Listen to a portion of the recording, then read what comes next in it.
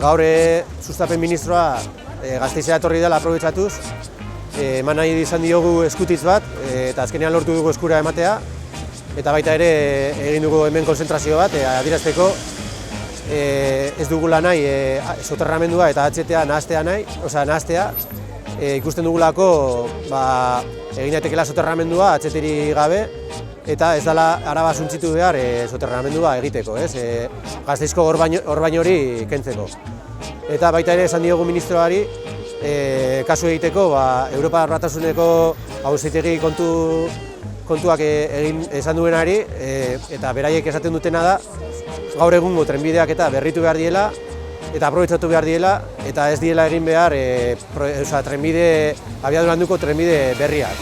Eta horrela diru pilo bat aurrezten da, eta Europako kontuak ere hobeak izango dira ere bai, ez? Eta baita estatuko kontuak ordaintzeko pentsioak edo hainbat gauza ordaintzeko. Aurrera begira zentratu nahi dugu pixkat gure borroka Gasteizen, ja lautadan egin ditugulako hainbat ekimen eta hainbat mobilizazio.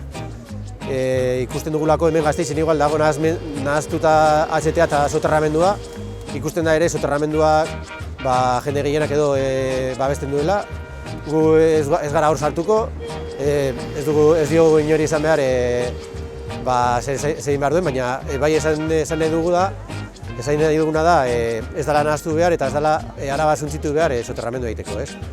Eta horrezegatik egingo ditugu hainbat mobilizazio Gasteizen eta hitzaldi, eta azkenengo mobilizazioa izango da maiatzak 18an, eguerdiko 12:00 aterako dena San Anton plazatik, eta nahi dugu horrek baldintzatzea urte hauetan egingo dien hauteskundeak. Eta espero dugu horrekin bertan bera gelditzea proiektu berri hauek, ez?